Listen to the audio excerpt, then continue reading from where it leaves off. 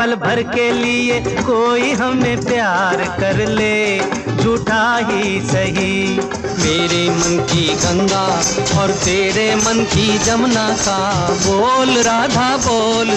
क्या देवानंद और राज कपूर के बीच झगड़ा हुआ था? क्या ये जिगरी दोस्ती टूट गई थी? वैसे तो फिल्म इंडस्ट्री का इतिहास इन दोनों के बीच कभी भी दुश्मनी की बात कबूल नहीं करता है, पर दोनों ही एक्टर थे तो जाहिर सी बात है एक ही फील्ड के धुरंधरों में थोड़ी सी ईर्ष्या तो होगी जरूर। देवानंद और राज साहब की दोस्ती के तो कई किस्से हैं। 1980 के दशक में देव साहब लूटमार फिल्म की शूटिंग कर रहे थे। उन्हें मिचेल कैमरे की जरूरत थी और पूरी इंडस्ट्री में ये कैमरा सिर्फ राज कपूर के पास था। देव साहब ने राज कपूर से वो कैमरा मंगवाया, राज साहब ने बेझिझक दे दिया, लेकिन इसके बदले में देव साहब ने अपने बेटे सुनील के हाथों एक ब्लैंक चेक भी भिजवाया था, जिसे राज कपूर ने ये कहते हुए वापस कर दिया था कि ये दोस्ती का मामला है, किराए का नहीं। ये तो थी उनकी दोस्ती की मिसाल, लेकिन इस घटना से पहले एक और घटना हुई थी। तब दोनों के बीच टकराव हुआ था और इस घटना का जिक्र देव साहब ने अपनी आत्मकथा में भी किया है। दरअसल देव साहब जीनत अमान से प्यार कर बैठे थे, क्योंकि हरे रामा हरे कृष्णा में जीनत अमान को लाने का श्रेय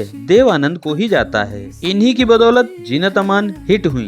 देव साहब उन्हें पसंद करने लगे थे, पर 1974 के एक प्रीमियर के दौरान देव साहब को तगड़ा झटका लगा था। दरअसल ये प्रीमियर राज कपूर करवा रहे थे, जिसमें इंडस्ट्री के कई कलाकार भी आए थे, जीनत अमान भी थी। प्रीमियर में जब देव साहब पहुंचते हैं तो देखते हैं कि राज कपूर जीनत अमान को गले लगाए हैं और उनकी तारीफें कर रहे हैं। ये देखकर देव साहब को ईर्ष्या हुई। उन्हें लगा कि जीनत अमान को खोजा उन्होंने और हिट भी उन्होंने किया, तो फिर उसमें मेरा हाथ होना चाहिए। खैर बात तो आगे नहीं बढ़ी, पर दिल में एक टीस जरूर रह गई। हालांकि बाद में ये क्लियर हो गया कि देव साहब से पहले जीनत अमान को राज कपूर ने खोजा था। वे जीनत को अपनी फिल्म में लेना चाहते थे, पर उनसे पहले ही देव साहब ने अपनी फिल्म की घोषणा कर दी। खैर दोनों की दोस्ती में कोई ज्यादा फर्क नहीं पड़ा, दोनों ही अभिनय सम्राट थे। इन दोनों के ज्यादातर किस्से दोस्ती के ही रहे हैं, झगड़े के नहीं। तो भैया इस वीडियो में इतना ही।